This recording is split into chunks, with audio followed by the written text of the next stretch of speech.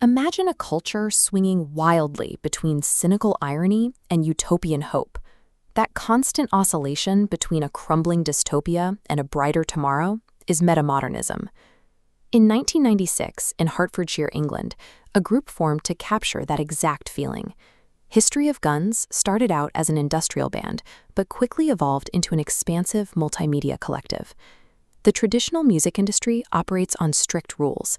An artist is expected to pick a distinct genre, be it punk, goth, or electronic, and stick to it to build a reliable brand. History of Guns actively ignores those rules. They use genre jumping and unsettling films to challenge how their audience perceives the world around them. So, as they prepare to release their final planned album, Rage and Reflect, we have to stop looking at their 25-year career as a standard discography. Instead, it helps to view their entire output as a meta-modern sandbox of ideas. Their debut album, Flashes of Light, is a dense slab of dark electronica, completely devoid of guitars. Yet if you saw them perform live, they were an edgy, loud punk band thrashing on stage and refusing to play anything from that record. That deliberate contradiction peaked with their 2005 album, Apathenia. In medicine, apathenia is the human mind's tendency to perceive meaningful patterns or organize shapes inside completely random data. They took that medical definition literally. Every single track on the album was written and recorded in a completely different musical style. By 2009, they were releasing a series of free EPs, including a satirical, vengeful reimagining of the Spice Girls. No cultural touchstone was off-limits. This intense sonic whiplash serves a specific purpose. It deconstructs the idea of musical identity entirely, leaving the listener to dig through the noise and find the underlying thematic pattern.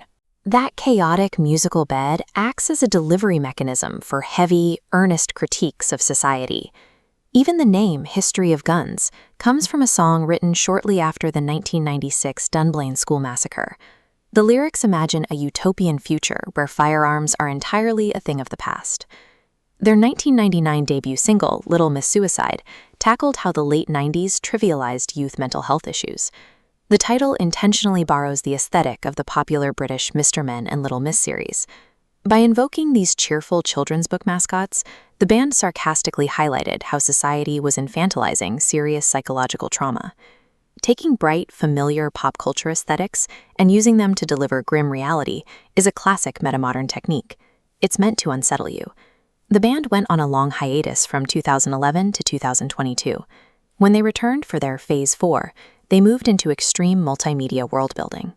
This culminated in their 2024 short film and single, Drug Castle, which is set at an unnamed mid-century British public beach.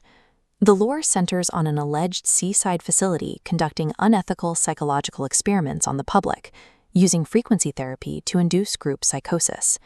The ultimate, bizarre objective of these beachside sessions was to establish contact with therapeutic alien beings.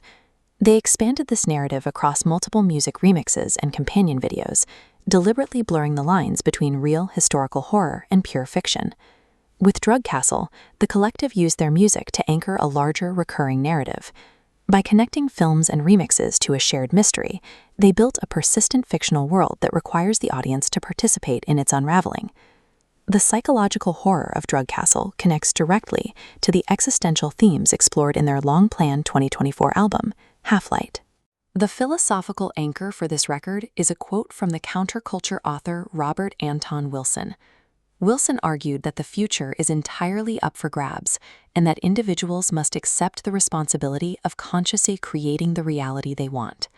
They contrast that earnest hope against their own lyrical dystopias, worlds where tech billionaires attempt to slow down time while hiding in subterranean concrete bunkers, waiting out a mysterious apocalypse they call the event.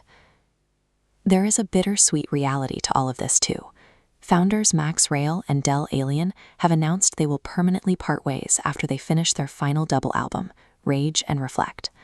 The history of the band suggests that music doesn't have to be a passive experience. By forcing listeners to navigate the tension between their darkest songs and their most hopeful philosophy, they leave us with the burden Wilson described, the choice of which reality we ultimately decide to create.